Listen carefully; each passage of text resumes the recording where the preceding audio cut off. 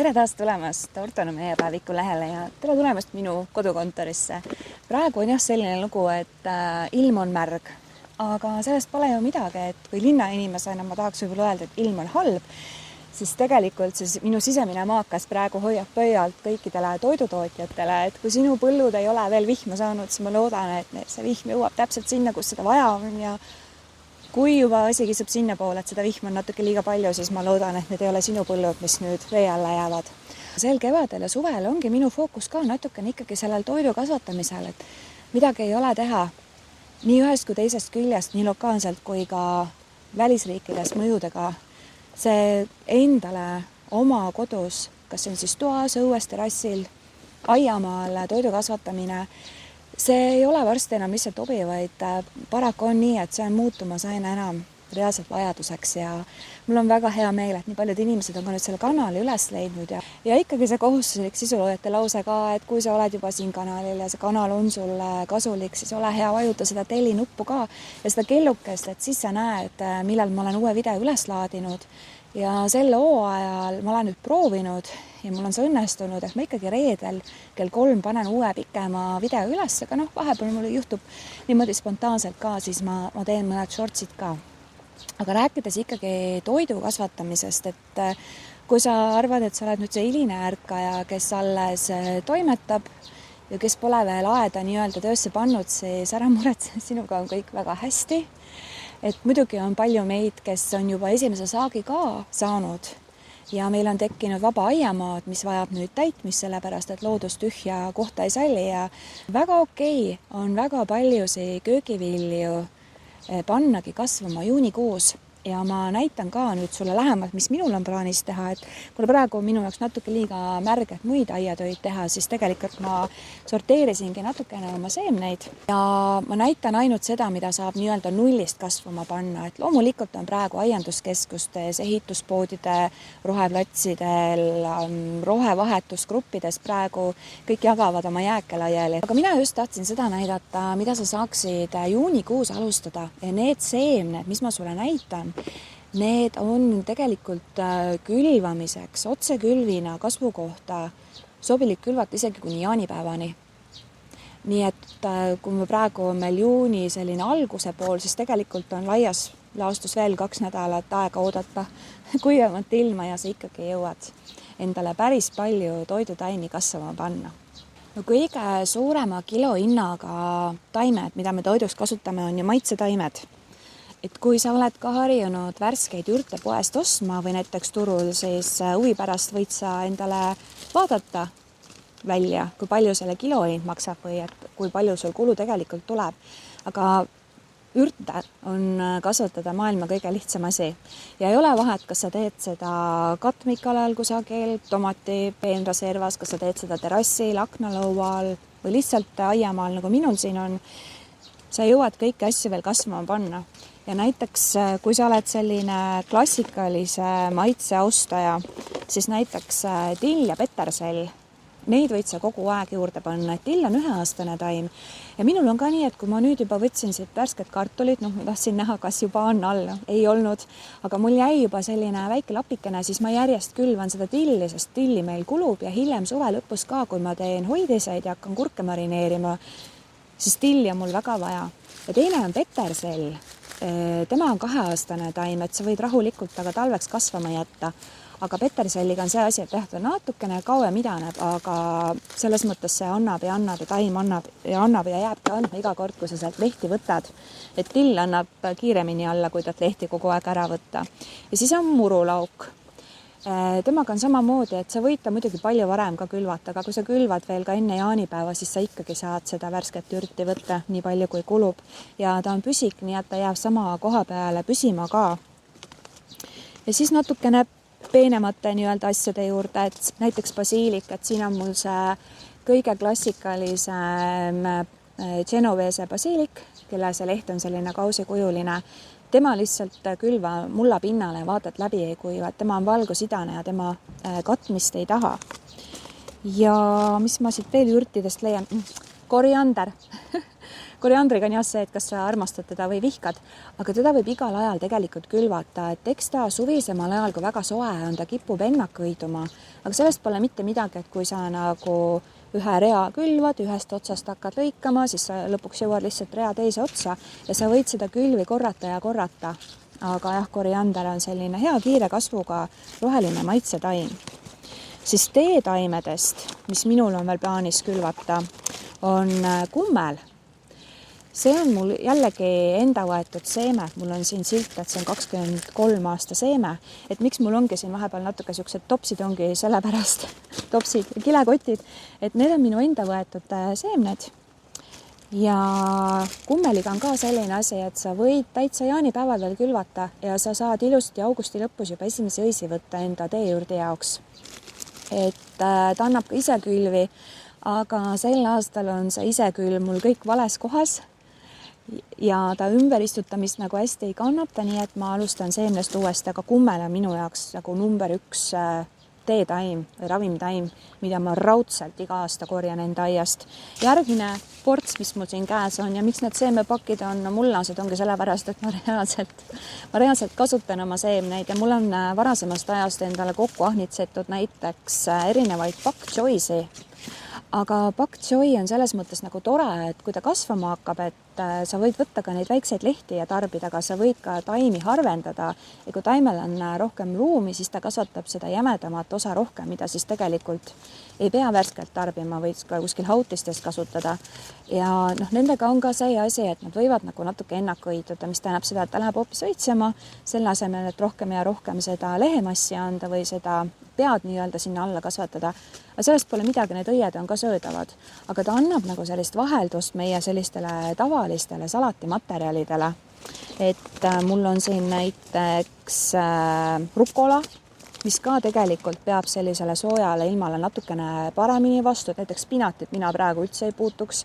Spinati juurde me jõuame tagasi seal augusti lõpus, septembris võib-olla, sest see on mõttetu panna praegu kasvama. Ta on ikkagi jaheda ilma taimi ja sordiaretus selles mõttes pole spinatile veel hästi peale hakanud.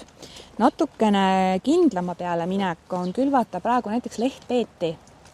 Või siis, kui sa oled peeti külvanud, mis kasvatab juurika alla, et siis sealt neid lehti võtta. Et see on täiesti okei, terve taim on ju söödav. Et lehtpeedil ei ole seda ennakõitumise probleemi. Sul on selliseid varjusemaid aiakohti, kus temperatuur püsib ka jahe, siis sa võid tegelikult ka lehtsalatit proovida, et sul kaotada ei ole mitte midagi. Sellepärast, et siin väikses, see pakk maksis mingi euro vist. Siin on 2500 seemet sees, ehk siis kui ma vaatan idanevust ka, siis siin on 2500 salatitaime. Et see on tegelikult mitme aasta varu ühele perele, nii et proovida ja võib, et kui sa ei saa midagi, siis sa ei kaota mitte midagi. Aga üldiselt tehtsalateid ei tule hästi suvega toime ja kindlama peale võib seda külvi teha siis, kui meil hakkavad ilmad jahenema. Nüüd kui köögiviljadeni jõuda, praegu juuni alguses on ju ilmad soojenenud, muld on üles soojenenud, siis praegu on see aeg, kui võib otse külvina kurgi maha panna. Kurgi puhul on küll selline asi, et hübriidsed sordid, partenokarbsed ehk siis ise tolmevad sordid, neil on kindel eelis pärandsortide ees paraku. Ja need populaarsed sordid ka, mis on hübriidsordid, nad tegelikult väga õigustavad ennast sellepärast, et sa saad suhteliselt kindla peale selle saagi. Kui see seeme ikkagi idaneb ja see kasvukoht on talle sobiv, siis ka juunikuus jaanipäevani, ma olen täiesti jaanipäeval pannud veel kurki maha ja olen siis külmadeni neid värskeid vilju saanud, nii et sa ei ole hiljaks saanud, sa ei pea otsima taga kurgi taimi selleks, et kurgisaaki saada. Sul on lihtsalt seemet vaja ja see tuleb sulle nagu nii palju kordi odavam, sest ja siis on näiteks suvikõrvitsad. Muidugi mul on kõrvitsad, suvikõrvitsad on juba kasvamas, aga kuna mul on veel aias vaba ruumi ja mul on sattunud vahepeal mingisuguseid huvitavaid seemnepakke, mis ma olen ilmselt meeltesegaduses endale kokku ahnitsenud, ma panen teda veel juurde, et seda panen ka otse külvina. Aga minu nagu see tagamõte ongi see, et mulle meeldib neid õisi ka süüa. Ja see on ka selline põõsas sort, et ta ei lähe nagu pikalt kuskile undama mul aias, vaid ta püsib ühe koha peal, siis temalt ongi mul plaanis neid õisi võtta ja ta peaks olema ka ise tolmlev, nii et need õied ongi maitsvamad, kui seal see väike viljahakatis on ka juba järgi. et suvikõrvitsat võib ka veel panna. Ja hernes, mul on siin üks pakk veel ühte varaajast madalakasvulist sorti ja praegu sellist varaajast hernest maha panna, mis on suhkruhernes, on väga okei. Täiesti ilusti läheb kasvama, teda see päevapikkuse muutus absoluutselt ei huvita. Saad võtta näiteks kas või võrseid toidu peale, võib-olla sulle maitsevad õied, mingi vahe mul oli komme, et ma sain kõik õied ära, enne kui asi jõudis kaunaks kasvada. Aga kui sa võtad praegu madalakasvulise varajase hernesordi, siis sa saad ka veel oma aiast neid magusaid kaunu korjata, enne kui suvigi läbi saab. Aga natukene nagu tõsisematest köögiviljadest ka, et kasvatakse ikkagi natukene kaloreid ka, et siiani on olnud see maitsetaimed, salatitaimed, hernes, aga tõsisemalt tegelikult porgandit maha panna jaanipäeval on väga okei. Ja mitmed isegi ütlevad, et kui neil on porgandi kärbes aias, siis enne seda on see kärbes ära käinud ja rohkem ta tagasi ei tule ja alles siis nad panevad oma porgandi maha.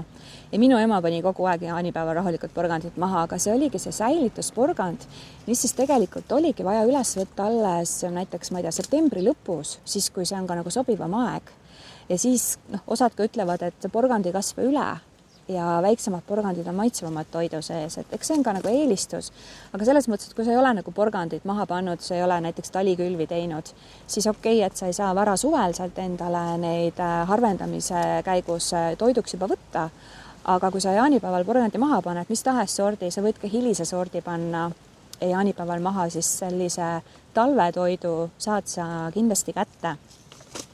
Siis mina olen ka kaalikat juurde pannud enne jaanipäeva või jaanipäeva paiku, et sa võid kaalikataimi ette kasvatada, kui sa tahad. Aga tegelikult, kui sa oskad umbrohul ja kaalika ja kapsaste tõusmetel vahet teha, siis võid rahulikult otsekülvi teha, ei ole midagi hullu. Lihtsalt vaata, et tal jääks nagu piisavalt ruumi kasvamiseks. Ja tal üldiselt on suhteliselt suva sellest, kuidas see päevapikkus on.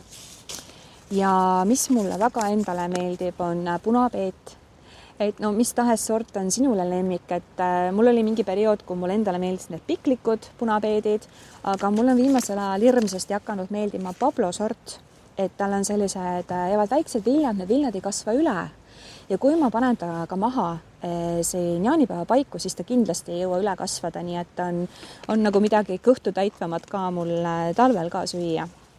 Ja kõhtu täitvamast kraamist veel, mitte ainult kaloriallikas, ka valguallikas on siis oad, et siin on mul mõlemad sordid põõsasoad, põõsasupa, millel on rohelised kaunad. Täiesti okei on panna ka sellist kõrgeks kasvamat tuba jaanipäeval, see ei jää millestki ilma.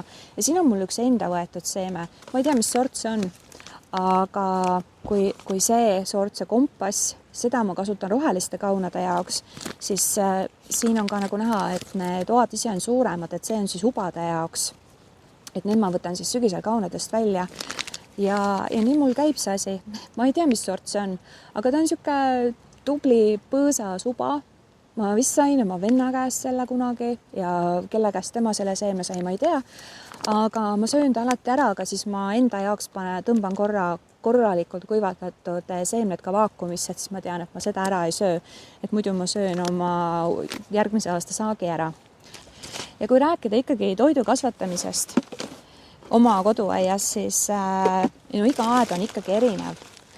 Aga mis on nagu alati üllatanud kõiki, on see, et mina panen veel juuni alguses ja ka jaanipäeval kartulit maha.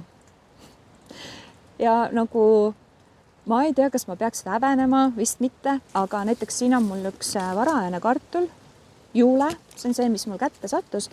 Ja nüüd, kui mul ühest kohast jällegi tebi vaiama, siis ma lähen panen teda maha.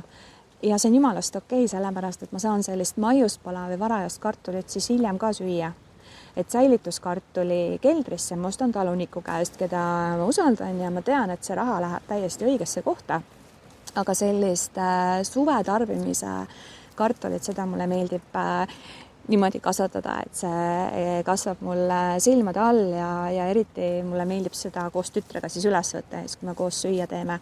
Nii et kui näiteks ka sul on toidu valmistamiseks ostetud kartulit ja sa tead, kus sa selle ostnud oled, et ta on haigusvaba, siis ka söögikartul, mis on juba idud endale külge kasvatanud, et sa toiduks enam väga nagu tarbida ei taha, sa võid ka need maha panna, et isegi kui sa suurema kartuli lõikad pooleks, siis ära selle lõikekoha pärast üldse muretse, sellega ei juhtu mitte midagi, peaasi, et tal silmad peal on, et sealt tulevad siis need kasvud ja sa võid rahulikult sellist kartulit ka endale aeda maha panna ja ikkagi ta ei lähe hukka, sest isegi kui sa selle idusid kasvatanud kartuli komposterisse viskad, siis ta hakkab seal ikka kasvama.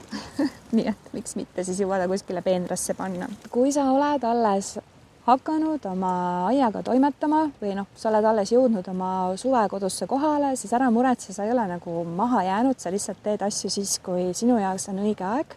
Ja kui sul on mingisuguseid kirevaid näiteid nendele taimedele lisaks, siis kindlasti kirjuta ka siia kommentaari, et ka teistel on seda huvitav lugeda. Ma nüüd lähen vaatan, kuidas ma tuppa tagasi saan selle suure vihmasaju sees, et võib-olla ma lähen veel istun natukene aega kasvuhoones, aga sinule soovin ma toredat aiapidamist ja kohtume juba järgmises videos.